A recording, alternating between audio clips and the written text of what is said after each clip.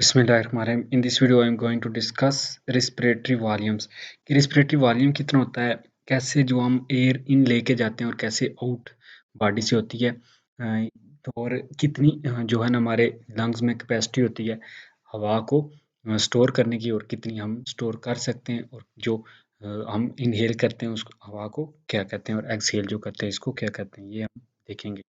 अब क्या होता है कि ब्रीथिंग अब एक साइक्लिक मैनर में है। इंस्पिरेशन यानी हवा को अंदर ले जाना बॉडी की, और एक्सपायरेशन हवा को टेक आउट कर देना बॉडी से।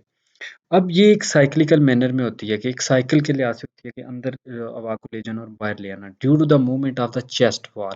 जो आपके चेस्ट वॉल होती है एंड द लंग्स, इनकी मूवमेंट की वजह से ये होती है।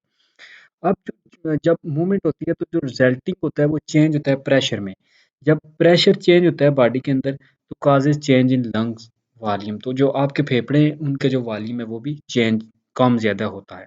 अब जो अमाउंट ऑफ एयर होती है the lungs are capable of occupying, वो भी चेंज होती है। यानी जब प्रेशर अंदर पड़ेगा तो क्या होता है कि लंग्स पे अगर प्रेशर पड़ेगा तो वो ज़ाहिर सी बात है कंट्रैक्ट हो जाएंगे, सिकुड़ जाएंगे, जिसकी वजह से आपकी जो वॉल्यूम है वो लंग के अंदर कम हो जाएगा और एयर जो है वो बाहर मूव हो जाएगी।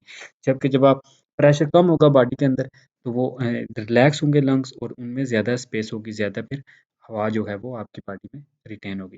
These volumes tend to vary, वो ये डिफरेंट होते हैं depending on the depth of the respiration.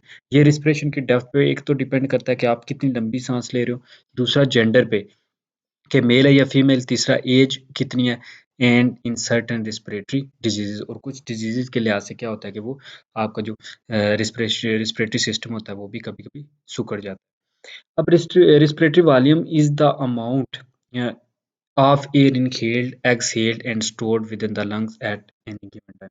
यहाँ से जो है ना वो रिस्पिरेटरी वॉल्यूम की डेफिनेशन इसने की है कि ये वो अमाउंट होती है एयर की जो हम इनहेल करते हैं यानी बॉडी के अंदर ले जाते हैं या बॉडी से बाहर निकाल देते हैं, एंड स्टोर्ड, और फिर जो कुछ हवा हम अपनी बॉडी में स्टोर भी कर लेते हैं with in the lungs at any given time, किसी एक दिए हुए टाइम में। अब एक दो चीज़ें यहाँ पे, एक टाइडल वॉल्यूम क्या होता है और दूसरा इंस्पायरेटरी जो है वो रिजर्व वॉल्यूम क्या होता है।